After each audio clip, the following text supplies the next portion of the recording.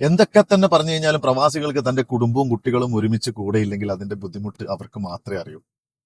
അവരെ ആലോചിക്കാത്ത ഒരു ദിവസം പോലും കടന്നു പോകുന്നുണ്ടാവില്ല അവർക്ക്.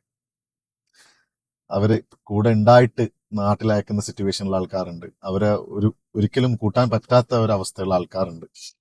എസ്പെഷ്യലി നമ്മൾ മിലേനിയൽ ഡാഡ്സ് ആണ് ഞാൻ പറയുന്നത്. മിലേനിയൽ കിഡ്സ് ഇല്ലേ, മിലേനിയൽ കിഡ്സ് ആണ് കൂടുതൽ ഇമോഷണലി അറ്റാച്ച്ഡ്. നമ്മുടെ ഈ മിലേനിയൽ കിഡ്സിന്റെ മേലെ അവരുടെ പാരന്റ്സിനെ പറ്റി നോക്കുകയാണെങ്കിൽ അവർ ഇമോഷണലി ചിലപ്പോൾ അത്ര കണക്റ്റഡ് ആയിരിക്കത്തില്ല അവരുടെ ഫാമിലി ആയിട്ട്. അവരുടെ ലൈഫിൽ അംബീഷ്യസ് എന്ന് പറയുന്നത് കുടുംബത്തിന് വേണ്ടി മാത്രം ജീവിക്കുക, കുടുംബത്തിന് വേണ്ടി കഷ്ടപ്പെടുക, കുടുംബത്തിന് വേണ്ടി പൈസ അയച്ചു കൊടുക്കുക, കുടുംബം നന്നായിട്ട് ജീവിക്കുക എന്നുള്ളതാണ് അവരുടെ mind set. I may be wrong, ഇത് എനിക്ക് ഫീൽ ചെയ്ത കാര്യമാണ്.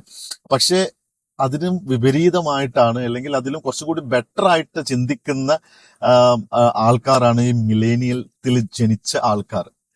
നമ്മുടെ 80s 90s കിഡ്സ് ഒക്കെ ആ കൈൻഡ് ഓഫ് ആൻ ആറ്റിറ്റ്യൂഡ് ഉള്ള ആൾക്കാരാണ്. അവർക്ക് പൈസ ഉണ്ടാക്കുന്നതിനും അപ്പുറം കുടുംബം ഒരുമിച്ചുണ്ടാവുക, അവർ എത്രത്തോളം കുടുംബത്തോടുകൂടി കണക്റ്റഡ് ആണ്, ഇമോഷണൽ ആണ് എന്ന് നമുക്ക് മനസ്സിലാക്കാൻ വേണ്ടി പറ്റും.